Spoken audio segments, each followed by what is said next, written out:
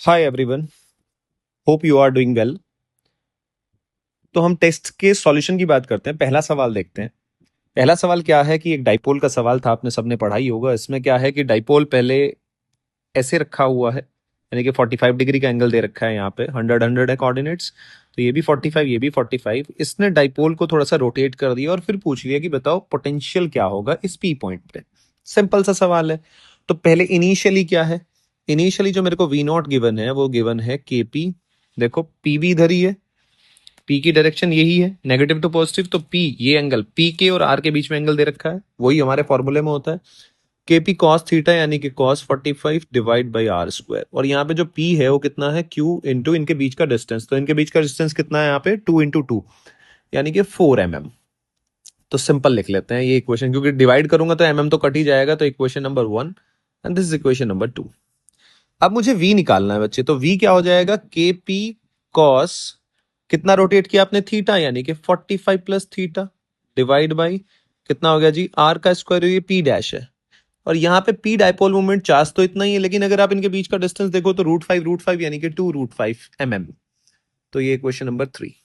ठीक है, ये आप याद रखना, ये मैं यूज नहीं कर रहा हूं, लेकिन ये मिलीमीटर में गिवन है, लेकिन वो कट जाएगा तो मैं यहाँ रेशो ले लेता हूं। तो मेरा P dash divide by P बच्चे कितना आ जाएगा, √5/2।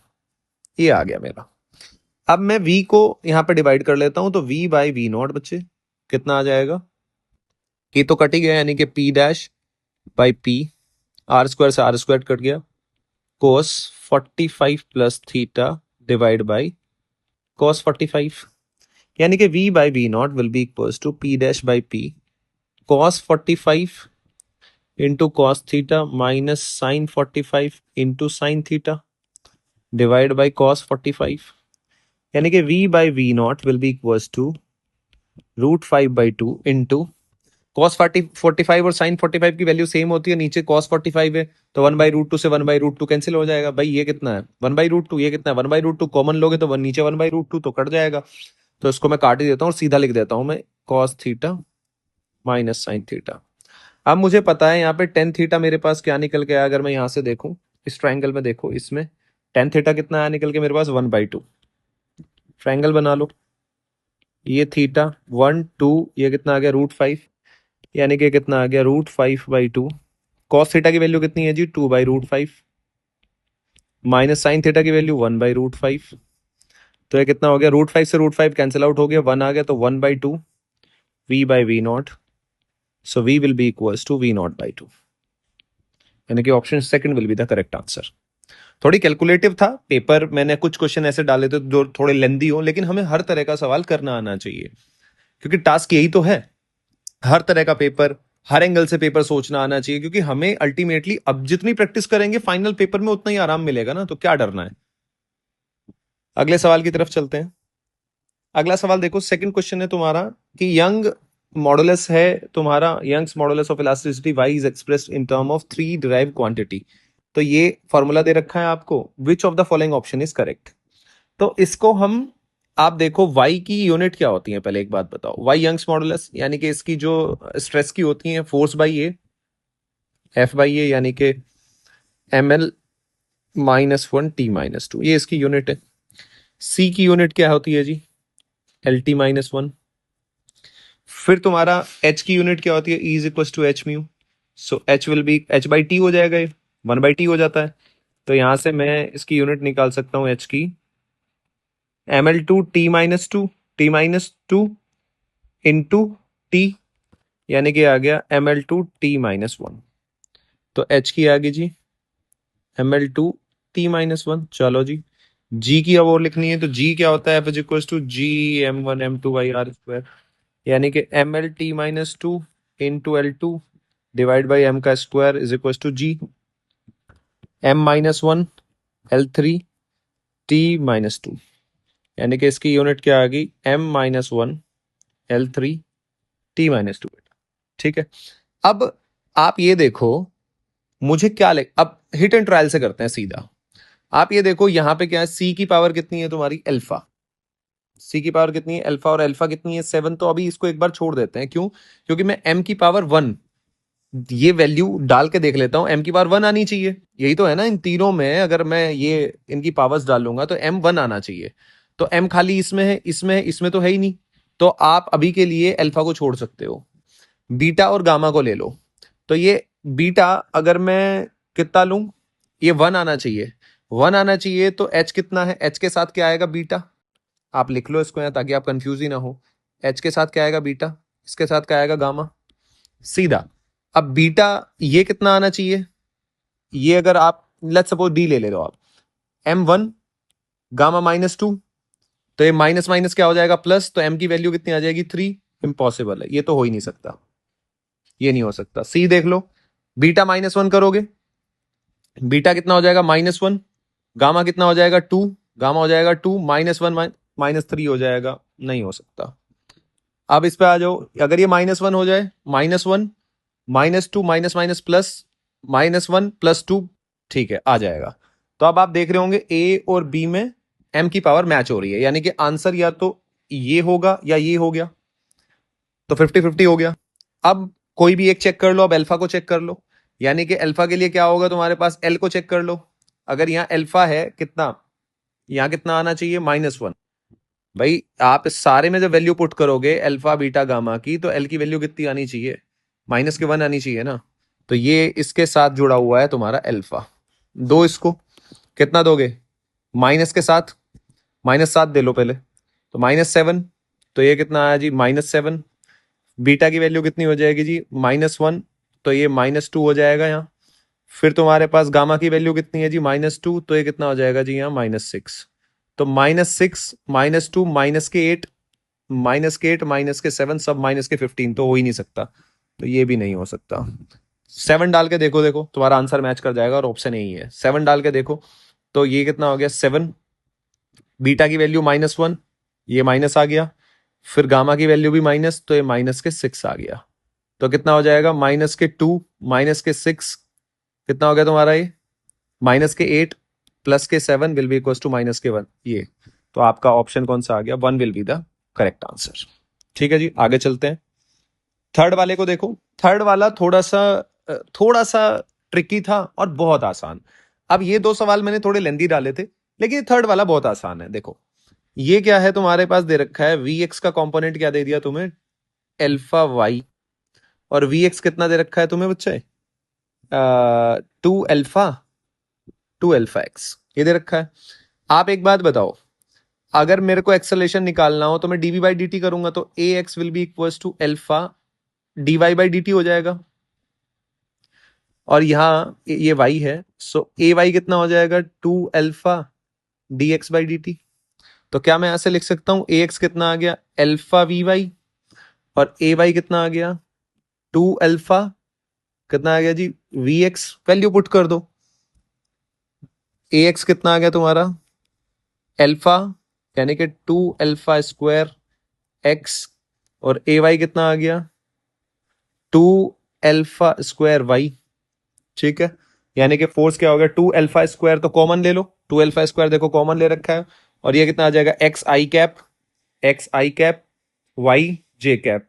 तो ऐसे करके इसका आंसर, सिंपल सवाल है, तो थर्ड भी हो गया।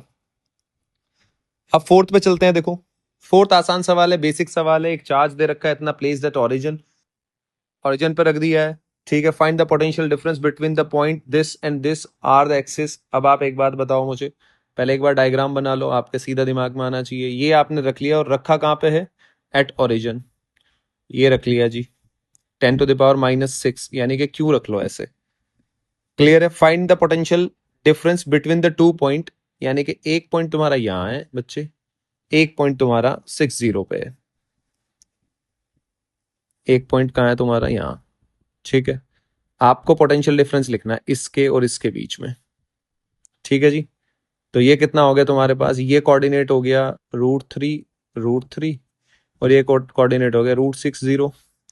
तो v कितना हो जाएगा, के क्यू, इसके बीच में के क्यू बाई R1, अगर मैं इसको R1 मान लेता हूं, -KQ/R2, के क्यू को कॉमन ले लो, 1/R1 -1/R2, ये R कितना हो गया तुम्हारा, √3 का स्क्वायर जमा 3 का, यानी कि 3 3 6, यानी कितना आ जाएगा, 1/√3 √6, ठीक है जी, -1/√6, यही तो बनेगा ना, आर निकालोगे तो कैसे निकालोगे आप, √√3 का स्क्वायर, 3 + 3 कितना हो जाएगा, √6, और ये तो पहले ही √6 है तो कट गया, तो आंसर क्या आएगा तुम्हारा, 0। ठीक है जी, आगे चलो, फिफ्थ वाले को देखो। फिफ्थ वाले में तुम्हें इसके बीच में यहाँ पोटेंशियल डिफरेंस पता होना चाहिए, सीधा आसान हो जाएगा। अब स्टेडी स्टेट में इसमें कोई करंट फ्लो नहीं कर रहा है, ऊपर कितना 10, ये कितना हो गया तुम्हारा 10 ओम, ये कितना हो गया तुम्हारा 3 ओम। ठीक है जी, आप एक बात बताओ मुझे, ये कुछ ऐसे सर्किट दिख रहा है आपको, अब ऐसे सोच लो, ज्यादा अच्छा दिखेगा।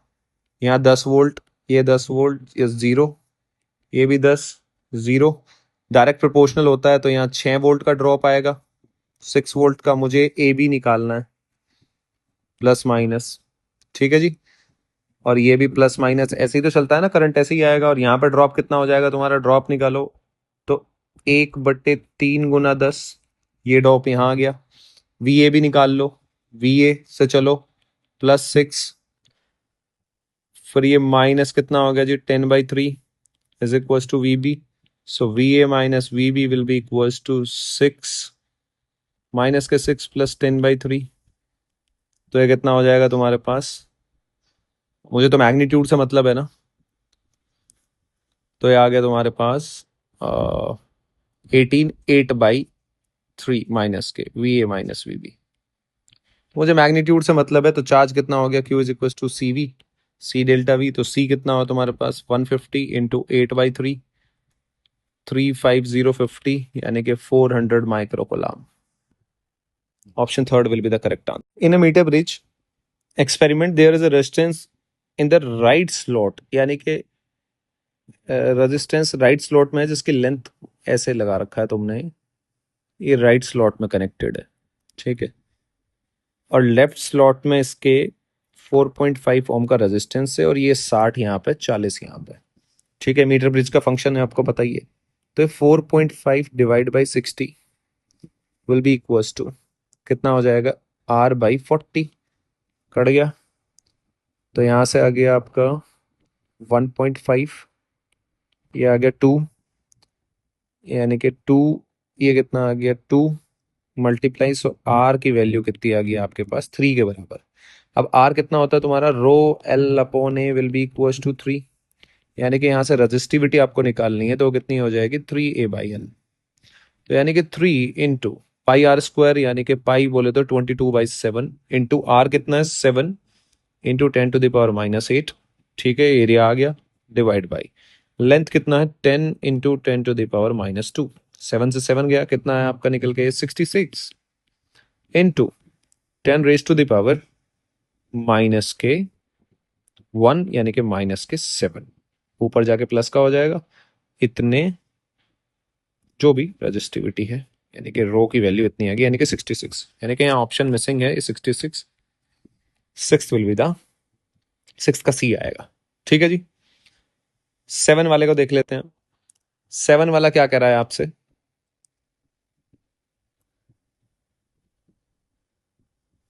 7 वाला कहता है आपसे कि डायमेंशन बताओ। अब ये तो आसान है, जो ए की डायमेंशन होगी वो कितनी होगी भाई, ए किसके बराबर होना चाहिए, A/V², पी के बराबर होना चाहिए, ठीक है, और वी बी के बराबर होना चाहिए, इसकी डायमेंशन, डायमेंशन की बात कर रहा हूं।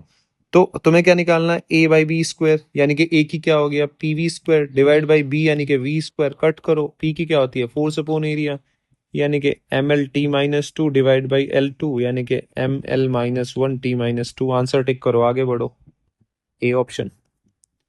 अगले वाला 8 वाला देखो, 8 वाला भी आसान है, कोई मुश्किल नहीं है। आपको एक रेजिस्टेंस गिवन है, ठीक है, ये रेजिस्टेंस गिवन है, और ये इक्वल उसमें 16 ओम का है, इसका 1 ओम ठीक है इसके पास है। स्टेडी स्टेट में एनर्जी स्टोर निकालना है 4 इसके अक्रॉस, यानी कि कुल मिला के मुझे यहाँ का और यहाँ का पोटेंशियल ड्रॉप निकालना है। तो आप इसको, मैं सवाल को ऐसे बना लूं, तो ये आप देखो ध्यान से, मैं एक बात बोलता हूं, ये इक्वल उसमें स्क्वायर है, तो यहाँ भी कितना 4 ओम, यहाँ भी 4 ओम, यहाँ भी 4 ओम, 4 ओम ऐसे डिस्ट्रीब्यूटेड है, तो इसमें कितना होगा 2 ओम का डिस्ट्रीब्यूशन होगा, क्योंकि आधी लेंथ है। तो क्या मैं इसको ऐसे बना सकता हूँ, देखो आपको समझ में आएगा, ये यहां से आया, ये कुछ ऐसे बना हुआ है, ऐसे कैपेसिटर लगा हुआ है, ऐसे लगा हुआ है। अब आपके शायद पिक्चर क्लियर होगी। ये जो लेंथ है यानी कि दो, ये दो, ये चार, ये चार, ये दो, ये दो, पूरा हो गया। चार दो छः, दो आठ, चार बारह, बारह दो चौदह, दो सोलह, और ये कैपेसिटर लगा दी। यानी कि अल्टीमेटली आपको यहाँ इस ए और बी पॉइंट का पोटेंशियल ड्रॉप निकालना है। पहले इक्विवेलेंट तो निकालो। जब ये करंट ये ब्लॉक कर देगा तो ये वाला सीरीज फिर पैरेलल, यानी कि कितना बना आठ, ये कितना है आठ, आठ आठ का कितना है इसका मिलके चार, और एक ये है पांच। यानी कि करंट कितना फ्लो करेगा यहाँ से, I will be equal to 9/5। तो यहाँ से 9/5 एम्पियर गया, यानी कि यहाँ से कितना आया 9/5 एम्पियर। ठीक है। अब 9/5 एम्पियर का मतलब है कि आधा तो ऊपर चला गया, आधा नीचे, क्योंकि 8 8 ओम है ना ऊपर नीचे।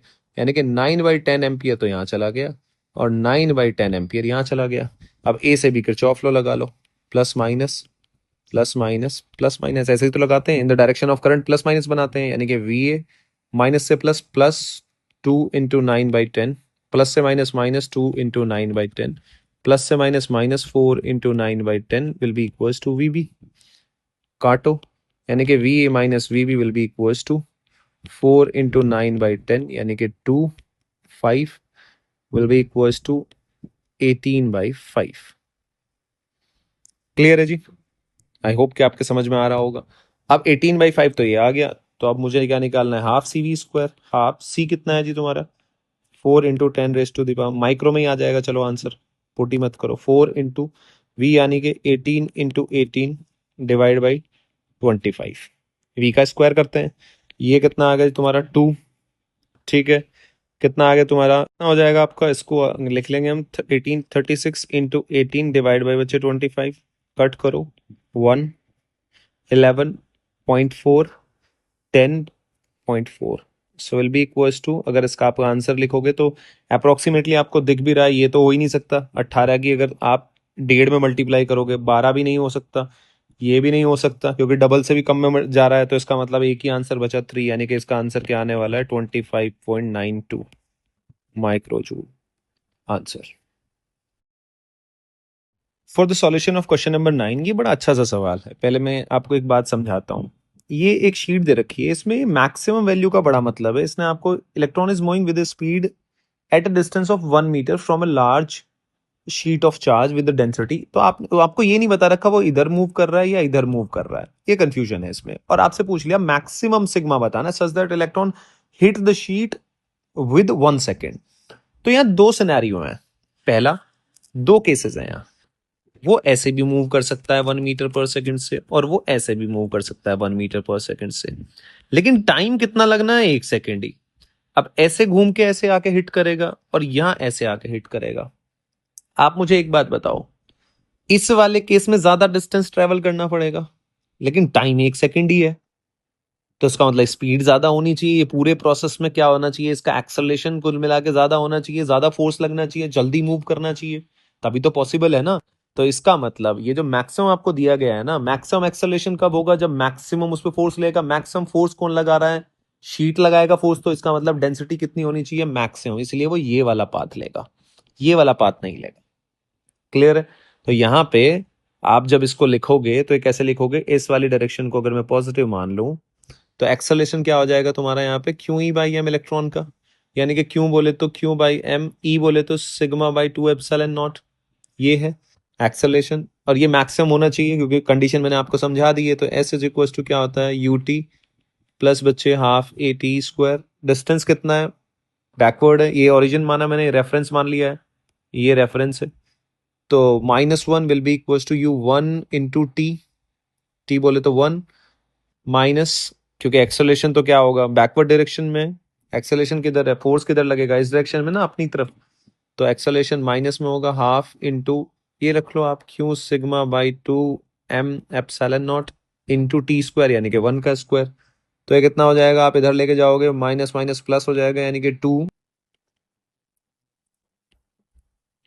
Will be equals to Q σ/4 m ε0, यानी कि sigma will be equals to 8 m ε0/Q। 8 into mass कितना है तुम्हारा दे रखा है, 9 × 10⁻⁻31।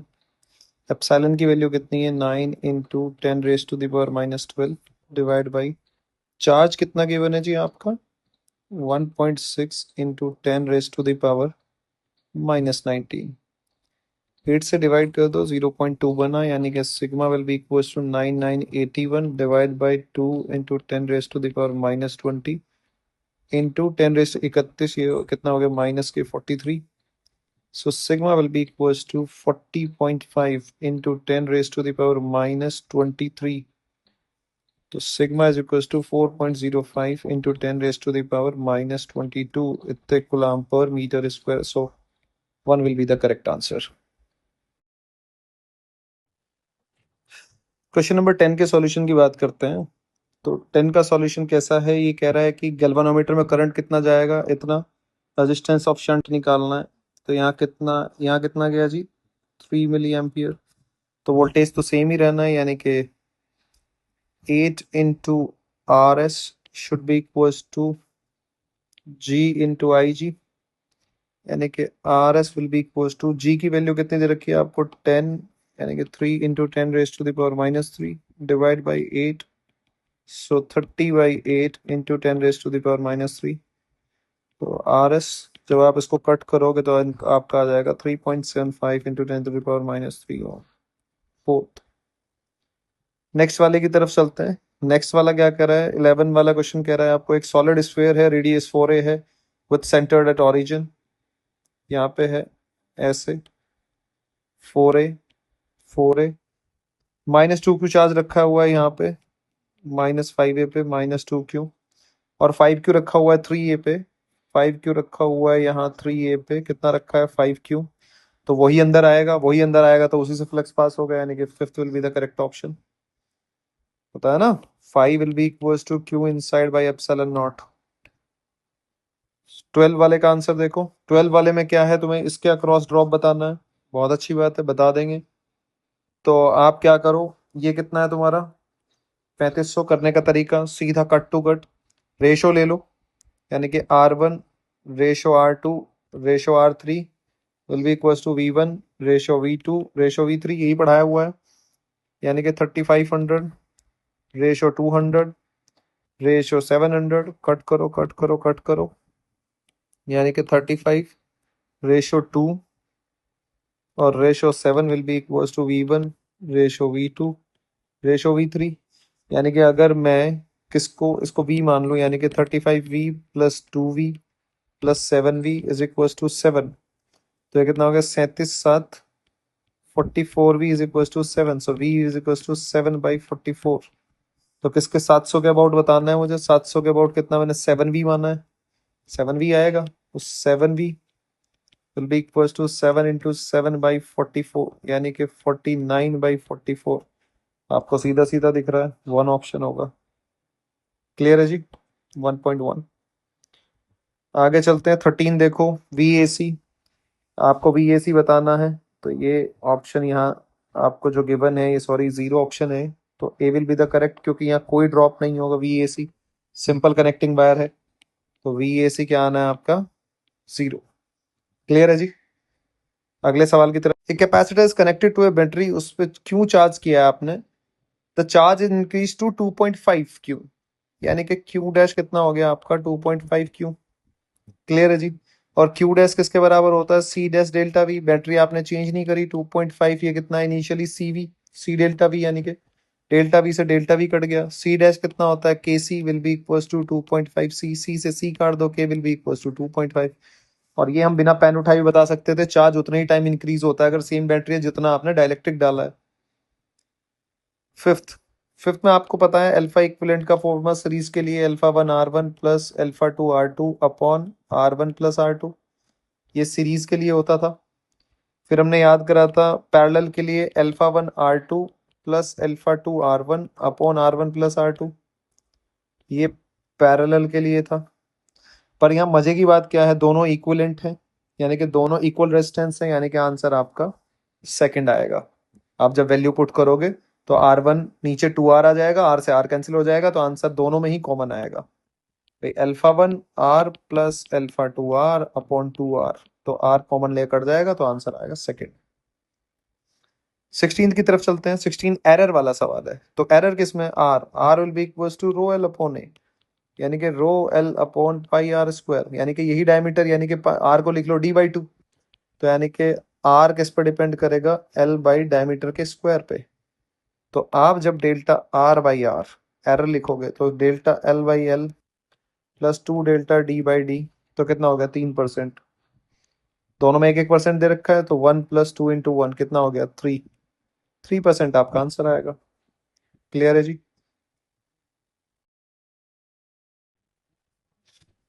तो क्वेश्चन नंबर 17 के सॉल्यूशन को देखते हैं। ये कह रहा है कि करंट आपने डिक्रीज कर दिया 20%, यानी कि करंट कितना बचा? 0.8 आई। तो पावर डिसिपेशन कितना हो गया? पावर कितना था? आई स्क्वायर आर, यानी कि कितना बचा? 0.8 आई का स्क्वायर आर, यानी कि 0.64 आई स्क्वायर आर, यानी कि 0.64 पी। तो पी था ओरिजिनल, कितना बचा?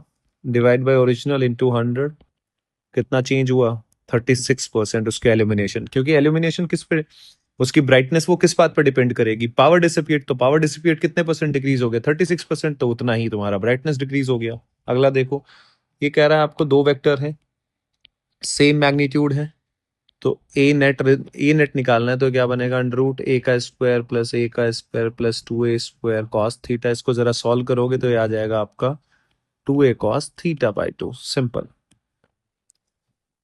19 की तरफ चलते हैं। यहाँ रिजल्टेंट निकालना है पहले। टोटल पावर डिसिपिएशन, तो टोटल आर इक्विवेलेंट निकाल लो। देखो ये दोनों किस में? पैरेलल, यानी कि r/2 और ये फिर r/2 और r/2 किस में आएगा? सीरीज में। ठीक है, तो ये कुछ ऐसे बन गया आपका r तीनों किस में आ गए? r/3। ये कितना है यहाँ पे? 2r/3। तो r इक्विवेलेंट कितना है तुम्हारे पास? r/3 प्लस 2r/3, यानी कि r। पावर डिसिपिएट कितना हो गया? v²/r, यानी कि 2 × 2 डिवाइड बाई r कितना है? 2 कट गया, यानी कि 2। 20 वाला देखो, ये कह रहा है when both positive terminal and negative terminal, both positive positive negative negative, यानी कि पॉजिटिव से पॉजिटिव, यानी कि डेल्टा एच क्या होता है? हाफ। और कैपेसिटर आपको दिया ही हाफ c इंटू सी अपॉन 2c। ये कितना है? 2v - v का स्क्वायर। c से c गया, कितना आ जाएगा तुम्हारा? cv²/4। Third, a moving coil galvanometer has resistance this. तो कुल मिला के ऐसा है कि एक गैल्वेनोमीटर दे रखा है, उसको वोल्टमीटर में कन्वर्ट करना है, ये लगा देना है। और इसमें आई जी कितना जा रहा है? 5 मिली एम्पियर। तो टोटल मेजर कितना करेगा? 100 आई जी इंटू जी। दोनों मिलके दोनों के क्रॉस ड्रॉप होगा। आई जी कॉमन ले लो, डिवाइड कर दो। 5 into 10⁻³ will be equals to 5 g plus r. So r will be equals to कितना हो जाएगा? 20,000 माइनस जी, यानी कि 19950 ओम। 19950। फर्स्ट ऑप्शन, ये शायद ये मिस्टेक है, यहाँ पे मिसप्रिंट है 950। So option 1 will be the correct answer. ये आपको दे रखा है परसेंटेज एरर, यानी कि डेल्टा r/r किसके बराबर होगा? डेल्टा l/l प्लस किस किस में है? क्या पूछा गया आपसे?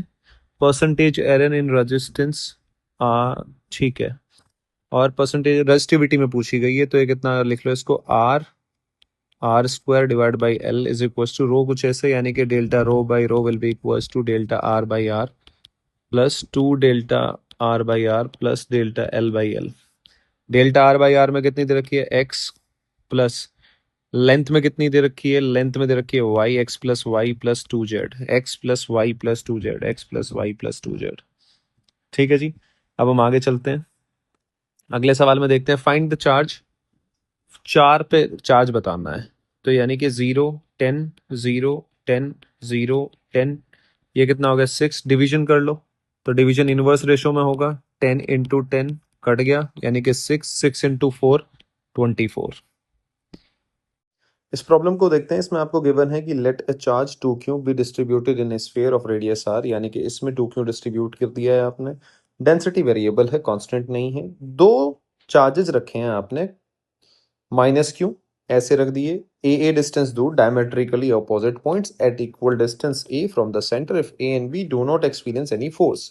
अगर ये दोनों एक्सपीरियंस नहीं करते फोर्स, यानी कि इसकी वजह से इलेक्ट्रिक फील्ड कहाँ होगा, अवे होगा, तो इस पे जो फोर्स लगेगा अट्रैक्टिव लगेगा। ठीक है, ये किसकी वजह से लगेगा, एफ जो आपका स्फेयर है उसकी वजह से, और इन दोनों का आपस में तो ये रिपेल करेंगे, तो एफ हो जाएगा चार्ज की वजह से। ठीक है, अब ये दोनों इक्वल होना चाहिए, क्या होना चाहिए, इक्वल, तब मेरा आंसर आएगा। अब देखो पहले मुझे चार्ज तो देख लूं कितना है, तो मैंने 2Q किसके बराबर हो गया, डेंसिटी इनटू वॉल्यूम। यहाँ से मैंने क्या निकाल लिया, ये के की वैल्यू निकाल ली मैंने यहाँ से इंटीग्रेशन करके, रो इंटू डीवी, फॉर्मूला कौन सा लगाया, रो इंटू डीवी, यही तो निकालेंगे ना चार्ज हम, वेरिएबल चार्ज डेंसिटी हो तो। फिर मैंने ई निकाल लिया, इस पॉइंट पे अगर मुझे इलेक्ट्रिक फील्ड तभी तो फोर्स निकाल पाऊंगा कि ये स्फीयर कितना फोर्स लगाएगा, तो ई इंटू गॉस लॉ लगाया मैंने, E into 4 pi r square integration rho T TV DV, rho की वैल्यू कितनी रखी मैंने, के आर, डीवी की value 4 pi r square D R divide by epsilon naught. जब इसको मैं सॉल्व करके लेके आता हूँ तो ई की वैल्यू कितनी आती है, 2Q upon pi are to the power 4।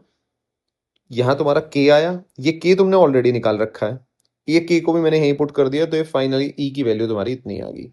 अब मुझे पता है ये दोनों इक्वल होने चाहिए, इसकी वैल्यू कितनी होगी, क्यू इंटू ई, क्यू इंटू ई मैंने यहाँ रख लिया, तो इसलिए 2Q का स्क्वायर हो गया, A square upon pi are to the power 4 into 4 epsilon naught, ये यहाँ लिख लिया। अब ये जो एफ चार्ज है ये तो के क्यू स्क्वायर बाई यानी कि 1/4 pi epsilon not Q square upon, इनके बीच की डिस्टेंस कितनी है 2 है, 4a का स्क्वायर, यहाँ से कट करेंगे तो ये हमें ये रिजल्ट आ जाएगा, यानी कि option third will be the correct answer. ठीक है जी। अब क्वेश्चन नंबर 25 की तरफ देखते हैं। ये कह रहा है, ये तो बेहद आसान है, इससे आसान तो प्रॉब्लम ही नहीं थी। एक गैल्वेनोमीटर है जिसको थियोरेटिकल पॉइंट अपना याद होगा कैसे बनाते हैं, जिसको वो पता होगा वो इजीली बना पाएगा। इसमें कह रहा है गैल्वेनोमीटर बनाया आपने, ठीक है, जी उसका रेजिस्टेंस है, प्रोड्यूस डिफ्लेक्शन इतना, I G flows through it, this galvanometer can be converted into an ammeter जिसकी रेंज कितनी है, I naught is greater than I G. Clear है जी।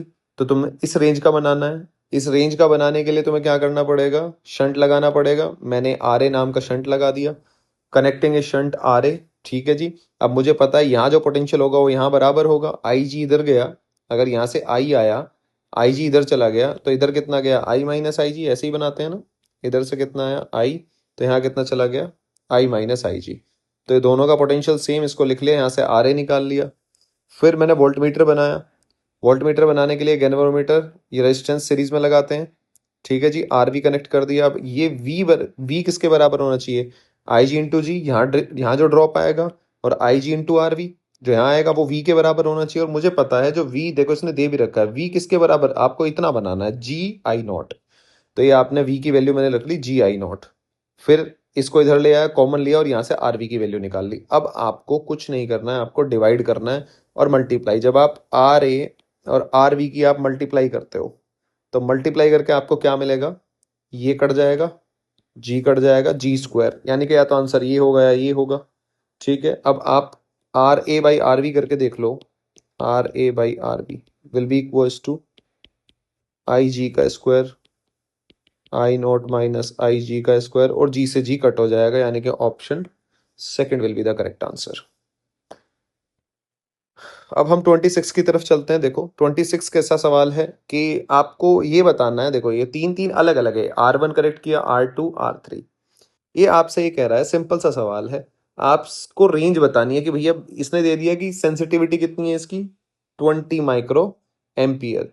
ये कितना डिवीजन का है स्केल इसका, 50 division on it's scale galvanometer. तो गैल्वेनोमीटर करंट कितना लेगा, पहले तो ये देख लो, इसका मैक्सिमम करंट होगा 50 into 20 into 10⁻⁻⁶ will be equals to 10⁻³ ampere, यानी कि 1 मिली एम्पियर करंट जाएगा।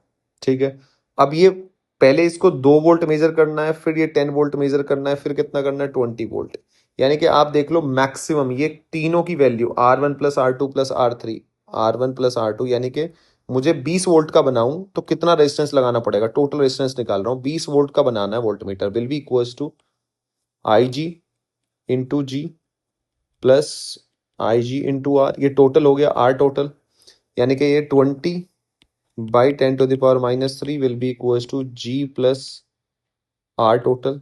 सो आर टोटल विल बी कितना आ गया आपका 20,000, यानी कि इसमें से कितना 100 घटाया आपने, 990, इतने ओम चाहिए आपको। क्लियर है, यानी कि टोटल जो आपको रेजिस्टेंस चाहिए वो इतने ओम का चाहिए। टोटली इतना आना चाहिए आपका आंसर, इतना टोटल, यानी कि ये जो टोटल है ये किसका सम है, R1 + R2 + R3। एक बार करके देखो, ये तो देखो, ये तो 19,900, ये तो हो ही नहीं सकता, इम्पॉसिबल, ये तो R3 इतना हो रहा है। इसका सम करो, 10,000, 8,000, ये 20,000, तो इसका मतलब ये भी नहीं हो सकता, क्योंकि सम कितना आना चाहिए, 1990। अब आ जाओ इसके पास, यहाँ तुम्हारा R1 ही कितना दे रखा है, 19,900, इसका मतलब ये भी नहीं हो सकता। सम तो 19,900 बनना चाहिए ना, 19,990 सम बनना चाहिए, 19,900 के समथिंग, 90 कह रहा हूँ, 1990। इसका सम करो तो ये कितना, 10,000, 18,000 आ गया, 18,000 में फिर आप 1,900 ऐड करोगे तो कितना आ गया, 19,900। इसका मतलब ये होगा, सिंपल। आप R1 R2 आप अलग अलग निकालने की कोई जरूरत नहीं है, मैंने टोटल निकाल लिया और सम देख लूंगा मैं। क्लियर है। 27 की तरफ चलते हैं। 27 आपको दे रखा है, एक पॉइंट है डाइपोल, वो ऐसे है, ऐसे लगा रखा है, P0, ये बना दिया P0। ये कितना है, P0 - x, तो -x ऐसे आ गया। ठीक है जी, ये x है, ये तुम्हारा y है। अब आपसे पूछा है कि y एक्सिस d डिस्टेंस दूर, इस d डिस्टेंस दूर आपको क्या बताना है, पोटेंशियल बताना है। तो पोटेंशियल तो इक्वेटोरियल पॉइंट पे 0 होता है, तो ये ऑप्शन तो गया। या तो ये हो सकता है, और इलेक्ट्रिक फील्ड ऑपोजिट डायरेक्शन में होता है, यानी कि अगर मैं यहाँ E की वैल्यू लिखूं P की टर्म में, सो K, ये कितना हो जाएगा, के पी बाई मैग्नीट्यूड कितना होगा, के पी बाई यानी कि d³ इनटू डायरेक्शन लिखूंगा तो कैसे लिखूंगा, KP0 है, P0 वेक्टर माइनस लिखूंगा ना भाई, ये -P0 कैप को रिप्रेजेंट करेगा ना, यानी कि KP0/d³ इनटू, ये कितना हो जाएगा तुम्हारा, P0 का vector divide by P0, cut गया, यानी कि ऑप्शन फोर्थ। अगले वाला देखो, अगले वाला आपको दे रखा है, ये डाइपोल रखा हुआ है। अब डाइपोल का इलेक्ट्रिक फील्ड क्या होता है, नॉन यूनिफॉर्म होगा, तो यहाँ इंड्यूस जो होगा चार्ज, वो होगा तो कितना, यहाँ minus plus, non uniformly induce होगा, लेकिन होगा इंड्यूस कितना, 0। तो यहाँ इंड्यूस कितना होगा, 0, क्योंकि अंदर डाइपोल है, पॉजिटिव नेगेटिव बराबर इंड्यूस होगा। ठीक है। अब बाहर चार्ज है तुम्हारा, कैरी से चार्ज, क्यों ये चार्ज, क्यों आउटर सरफेस पे क्यों चार्ज, अंदर शील्डिंग इफेक्ट हम जानते हैं, अंदर वाले का बाहर कोई मतलब नहीं है। दूसरी बात, आप ये देखो, जब यहाँ 0 इंड्यूस हुआ है तो बाहर तो कुछ आएगा ही नहीं चार्ज, भाई फर्क तो तभी पड़ेगा ना, फर्क कब पड़ता, फर्क तब पड़ता अगर ये मैं ऐसे रख दूं और यहाँ मैंने क्यों चार्ज रख दिया, और ये प्लस क्यों है, तो इंड्यूस माइनस क्यों करेगा, और यहाँ प्लस क्यों। तो हाँ, अंदर वाले का बाहर इंपैक्ट आ रहा है, ठीक है, अंदर वाले का बाहर इंपैक्ट आ रहा है। लेकिन अगर यहाँ पे प्लस माइनस क्यों ही है, ये जैसे डाइपोल रख रखा है प्लस माइनस क्यों, तो यहाँ तो इंड्यूस ही 0 होगा, प्लस माइनस, तो बाहर तो नेट, तो बाहर कुछ इफेक्ट जाएगा ही नहीं। चार्ज कंजर्वेशन से क्या करोगे, चार्ज कंजर्वेशन भैया, इसके ऊपर कुछ चार्ज आना भी तो चाहिए, पहले इसके ऊपर चार्ज कितना था, इसके ऊपर, यहाँ आपने गोस लगाया, इंड्यूस कर लिया, फिर नेट चार्ज कितना होना चाहिए, क्यों ही रहना चाहिए, लेकिन ये तो ऑलरेडी 0 है। क्लियर है। तो अब ऑप्शन पढ़ते हैं हम, electric field outside the cell is same as the point charge at the centre of the, at the point, हाँ ठीक है। तो ऑप्शन कौन सा आ गया जी इसका तुम्हारा, 1,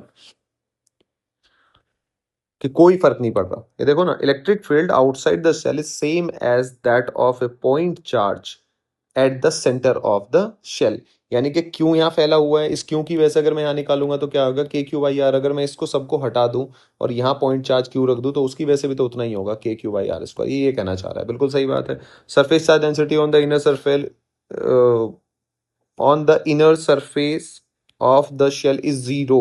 सरफेस चार्ज डेंसिटी 0 थोड़ी ना होगी, टोटल चार्ज 0 होगा, सरफेस चार्ज डेंसिटी तो होगी यहाँ पे, तो ये गलत हो गया। सरफेस चार्ज डेंसिटी इतनी होगी, नहीं हम नहीं बता सकते, क्योंकि नॉन यूनिफॉर्मली डिस्ट्रीब्यूटेड होगा। ठीक है जी।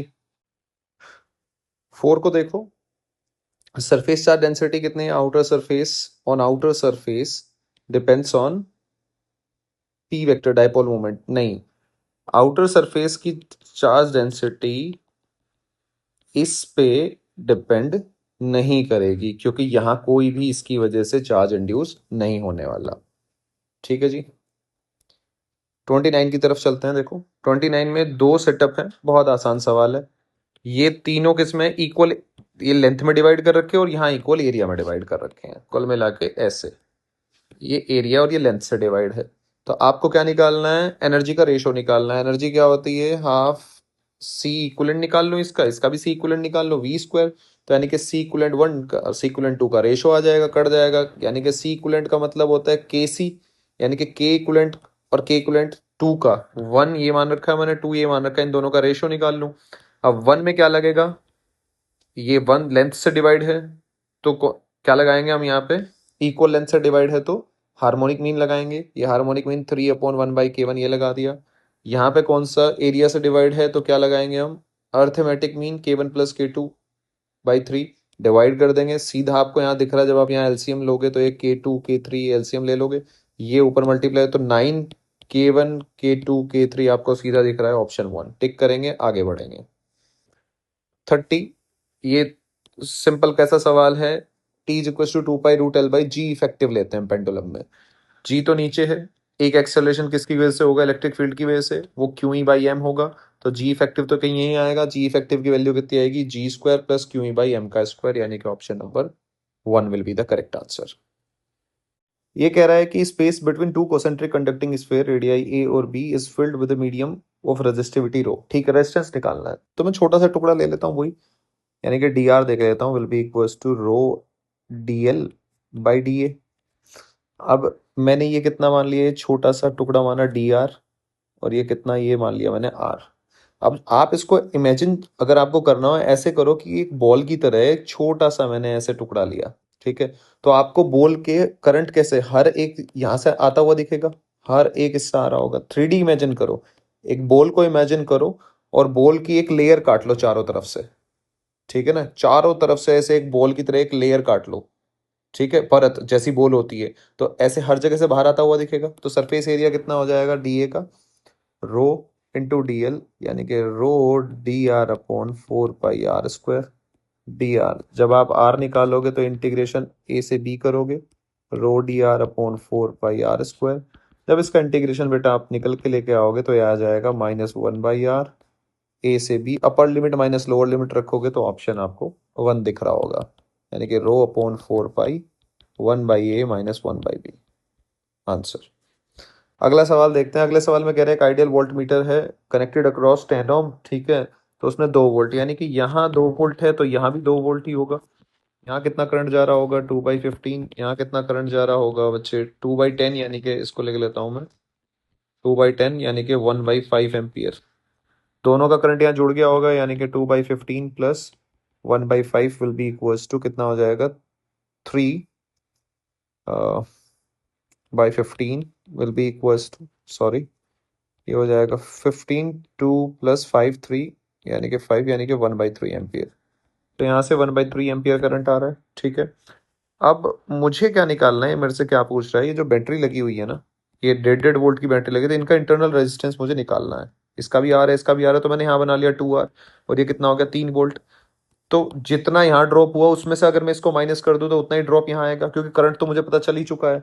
यानी कि मुझे अगर इसके V = क्या लिखूं मैं, 1/3 × 2R। V मुझे पता चल ही गया, V मुझे निकालना है, और ये 1/3 मुझे करंट यहाँ पता चल ही गया है, वही तो करंट आएगा यहाँ पे।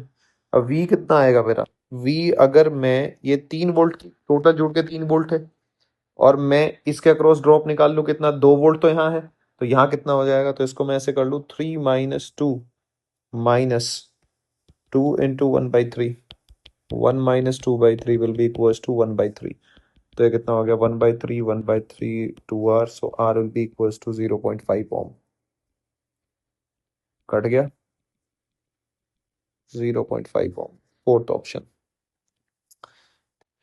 33 को देखते हैं। ए यूनिफॉर्म चार्ज रिंग, इसमें 3A का रिंग दे रखा है, और ये क्यू चार्ज है XY प्लेन में centred at origin. A point Q is moving towards the ring along the Z axis, has a speed U, और Z = 4A। तो 4A मैंने यहाँ, अब देखो मैंने इस ऐसे सवालों में हमेशा आपको एक्सेस बहुत अच्छे से बनाना होता है।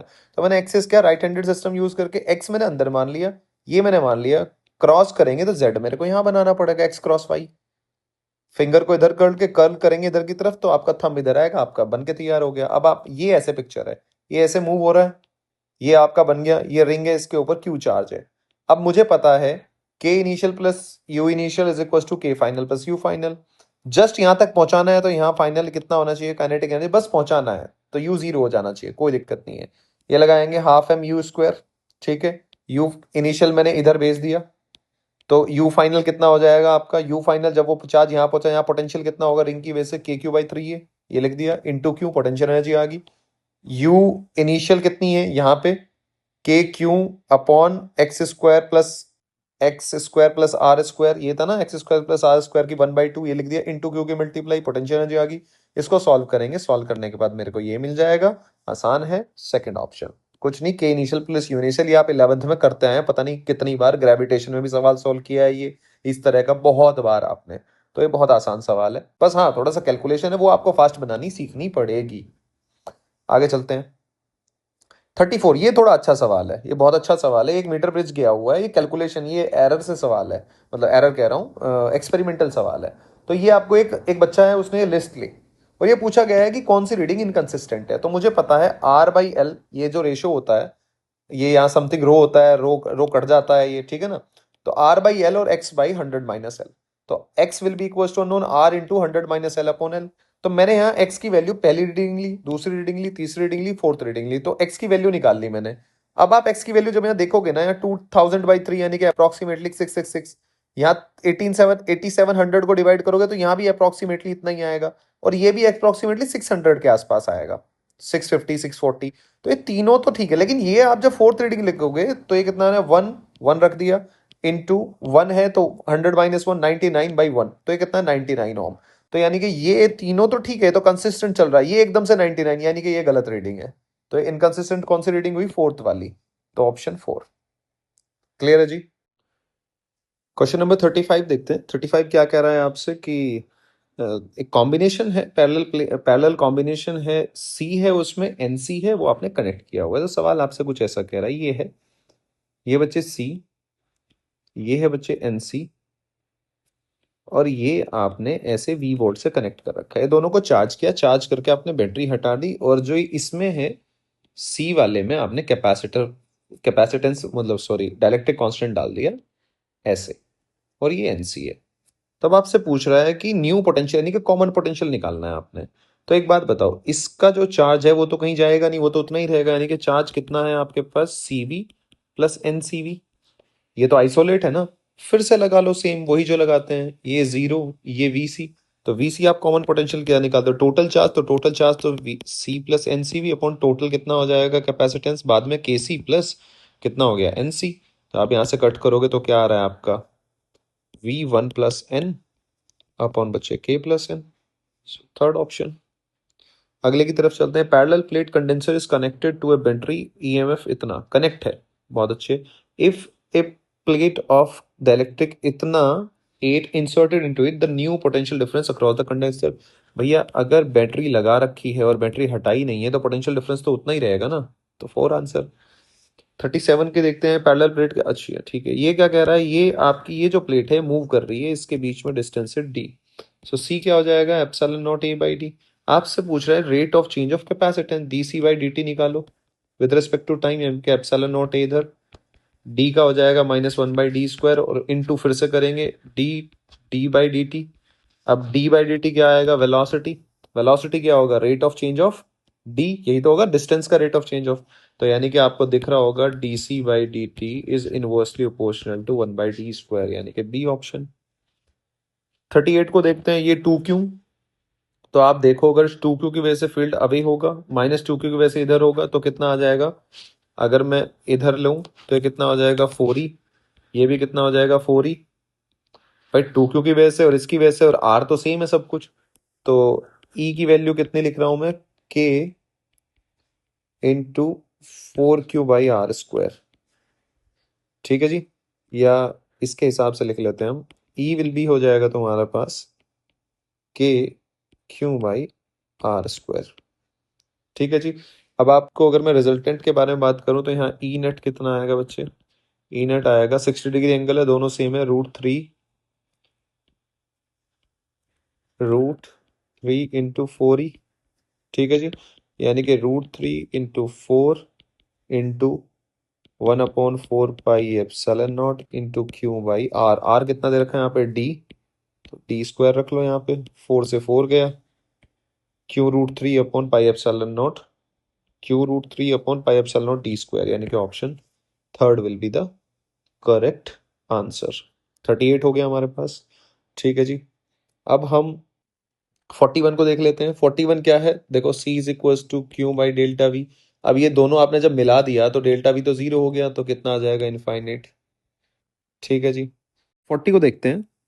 यहाँ पे दे रखा है एक मेटल है, जो रेजिस्टेंस इतना है, is elongated, make a uniform wire of double of its previous length. तो आपने रेजिस्टेंस कितना चेंज कर दिया यहाँ पे, आर डे, आर किस पे प्रोपोर्शनल होता है, अगर आप देखो तो R proportional to L square, क्योंकि आप जब आप ये लिखते हो ना rho L square by V, volume तो सेम ही रहेगा, तो आर किस पे डिपेंड करेगा, एल स्क्वायर पे। तो यहां से मैं आर डैश कितना कर दिया आपने, 2l का स्क्वायर, दोनों को डिवाइड करूंगा तो आर बाई आर डैश आपका क्या आ जाएगा, एल का स्क्वायर अपॉन 4l स्क्वायर, यानी कि यहां से मुझे आर डैश की वैल्यू कितनी आ गई, 4r, यानी कि 12 ओम। तो आपने जो स्ट्रेच किया है उसकी लेंथ कितनी कर दी आपने, रेजिस्टेंस कितना कर दिया, 12 ओम। अब ये आपने इसको सर्कल की शेप दे दी और 2.60 डिग्री पे आपने कनेक्ट कर दी है। तो कुल मिला के आपने कुछ ऐसा किया, अब यहाँ से आपका सीधा आ जाएगा, ये आपने ऐसे कनेक्ट कर दिया जी, ये 60 डिग्री है, तो ये कितना बनेगा जी, 300। ये L1 है, ये L2 है, तो मैं R1 बाई R2 लेंथ पे डिपेंड करेगा, और लेंथ कितनी होगी जी तुम्हारी, थीटा इंटू आर। तो ये कितना रेशो बनेगा, 60। रेडियन का रेशो ले लो या डिग्री में ले लो, सेम ही आएगा। तो ये रेशो की बात हो रही है, तो कितना आ जाएगा जी, 1/5। तो R1 by R2 will B आ गया जी 1/5। ठीक है। और ये तुम्हारी टोटल वैल्यू कितनी है, 12 ओम, यानी कि जो आर डैश है ये है कितना तुम्हारा, 12 ओम का है। रेशो इतना दे गिवन है, यानी कि R1 प्लस R2 की ये वैल्यू है। तो अगर मैं इसको मानूं, ये कितना है तुम्हारा, अगर मैं R1 प्लस R2 ले लूं, तो ये कितना आना चाहिए तुम्हारा, 12 आना चाहिए। R1 बाई R2 का रेशो कितना है, पुट कर लो, R1 will be equal, R2 will be equal to 5R1। तो ये कितना हो गया जी, 6R1 will be equal to 12। So R1 will be equal to 2 ohm, और R2 कितना हो गया जी तुम्हारा, 10 ओम। फिर क्या बनाया, तो द इक्विवेलेंट रेजिस्टेंस, यानी कि दोनों पैरेलल में आएंगे। पैरेलल में क्या होता है, आर इक्विवेलेंट R1 R2, यानी कि 20 अपॉन R1 प्लस R2, यानी कि 12। तो कितना आ गया जी यहाँ पे, 5/3 ओम। ठीक है जी।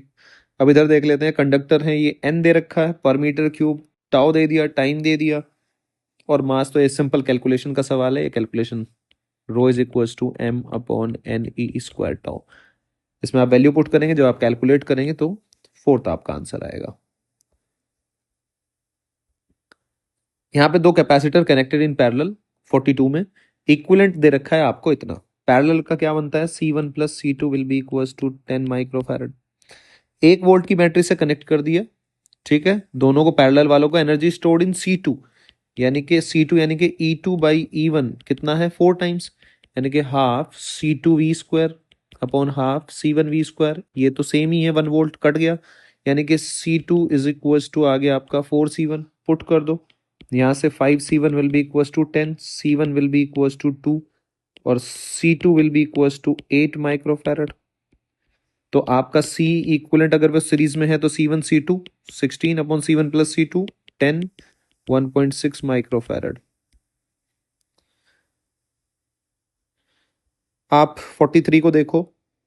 43 में आपका ये दे रखा है, ये आपकी वैल्यू कब आती है, जब आपका E कांस्टेंट हो। ठीक है, और जो एरिया वेक्टर हो वो E भी ऐसे ही हो, और एरिया वेक्टर ऐसे हो, कोई एंगल ना बन रहा हो, अगर एंगल चेंज हो रहा होता है तो हम वो E डॉट डी एस को सॉल्व नहीं कर पाएंगे। तो इसका मतलब सरफेस इक्विपोटेंशियल, हाँ ठीक है, इक्विपोटेंशियल होना चाहिए। इक्विपोटेंशियल का मतलब है कि वो परपेंडिकुलर, यानी कि ऐसे नॉर्मल होना चाहिए। ठीक है जी। Magnitude of electric field is constant, ये सही बात है। अब ये दोनों पॉइंट होने चाहिए, तो दोनों इसने एक में ही मिक्स कर रखा है। Magnitude of electric field is constant, E constant होना चाहिए, बिल्कुल सेम डिस्टेंस पे होना चाहिए, तो E is equal to K/Q/R, तभी तो आप निकालोगे ना उसको, कांस्टेंट होना चाहिए ना ई को, तभी आप इंटीग्रेशन से, हम क्या पढ़ते हैं, ई को आप बाहर कब निकाल पाओगे, जब ई कांस्टेंट होगा। ठीक है ना। और ये इक्वी पोटेंशियल का मतलब है तुम्हारा कि ये इसके बीच का एंगल सेम रहेगा। तो कुल मिला के इसका आंसर आएगा आपका थर्ड। ठीक है जी। अब हम चलते हैं 44 को देख लो, 45 सबसे लास्ट में करेंगे। वो रजिस्टर हैं, ऐसे साइक्लिक ऑर्डर में अरेंज किए गए हैं, तो थोड़ा सा डायग्राम बनाना पड़ेगा इसका। साइक्लिक ऑर्डर में अरेंज कर दो इसको ऐसे, ये गैल्वेनोमीटर लगा दो, 15, 12, 10, 4, सॉरी 4, 10। अब देखो 15/12 और 10/4, ये बैलेंस तो हो नहीं रहा। तो ये कह रहा है कि 10 ओम के अक्रॉस यहाँ कितना आर लगाया जाए जो ये बैलेंस हो जाए, यानी कि ये दे रखा है 15/12 शुड बी इक्वल्स टू, ये आर लगाए, आर इक्वलेंट कितना बनेगा, 10R/10 + R डिवाइड बाई 4, 4 की मल्टीप्लाई नीचे तो यहाँ ये 15 × 4 हो जाएगा, × 12 हो जाएगा, will be equals to 10R/10 + R हो जाएगा, 3 आएगा, 5 आएगा, cross multiply 50 + 5R is equals to 10R, so 5R will be equals to 50, R will be equals to 10। अब इसकी बात करते हैं, हमें यहाँ निकालना है, तो ये 1, 2, 3, थर्ड वाले इसकी वजह से अगर आप फिंगर कर्ल करेंगे तो आउटवर्ड, तो इसको बना देता हूँ, मैंने लिख दिया B3। B3 कितना है जी, μ0I/2R, ये हो गया डॉट बाहर की तरफ है। अब मैं 2 की वजह से लिख लेता हूँ, यानी कि B2 will be equals to μ0I/4πR sine 90 plus sine 45। भाई ये वाली कितने एंगल बना रही है और ये कितना बनाएगा, 90। ठीक है जी। अब इधर आ जाते हैं, इधर यानी कि इसको एक्सटेंड करना पड़ेगा। अब आपको याद है कि ये उल्टा एंगल चल रहा है आप, तो ये -45 लिखना पड़ेगा और ये तो 90 है ही। तो ये वाली जो डायरेक्शन है इसकी वजह से, इसकी वजह से कहाँ आएगा, आउटवर्ड, तो डॉट लगा दो। और B1 को क्या लिखोगे आप, μ0I/4πR साइन 90 माइनस साइन 45, क्योंकि ये कहाँ पे है तुम्हारा, ऊपर चलना पड़ेगा ऐसे एंगल जब लिखते हो। याद है आपको ये वाला जब हमने किया था, ये वाला, इस वाले रिजल्ट में जब आप लिखते हो तो ये -θ लिखते हो आप। तो जी आप थोड़ा सा बी नेट निकाल लो, बी नेट ऐड कर लो। बी नेट कितना हो जाएगा, इन दोनों को ऐड करो, μ0I/2R प्लस μ0I/4πR, ये क्रॉस है अंदर की तरफ होगा 1 की वजह से, तो ये कितना हो जाएगा जी, 1 + 1/√2 माइनस μ0I/4πR 1 - 1/√2, तो ये कैंसिल आउट हो जाएगा, μ0 ये बचेगा यहाँ से, μ0I/2R प्लस 2 × μ0I/4πR इंटू 1/√2, बाकी कैंसिल आउट हो जाएगा। तो ये कितना बच जाएगा, 2/2√2, तो यहाँ से 2 कैंसिल हो गया, तो ये μ0I/2R प्लस μ0I/2πR इंटू 1/√2। तो दोनों प्लस, तो ये तो हो नहीं सकता, ये भी हो नहीं सकता, कैलकुलेशन ये माइनस आ गया, ये भी नहीं हो सकता, यानी कि फोर्थ ही हो सकता है। Fourth will be the correct answer. तो यहाँ आपका पूरे पेपर का डिस्कशन खत्म होता है। तो फाइनली अब आप इस पेपर में ये देख सकते हैं कि आपने किस क्वेश्चन में कहाँ गड़बड़ की है, और ये हमने 1 घंटे के अंदर ही पूरा कर दिया है पेपर। तो आपको यहाँ से आपकी आपकी गलतियां रियलाइज होंगी कि आपको किस क्वेश्चन में क्या अप्रोच लेनी चाहिए थी। होप कि आपका यहाँ से इम्प्रूव होगा और नेक्स्ट जो टेस्ट होगा उसमें आप और अच्छा करेंगे।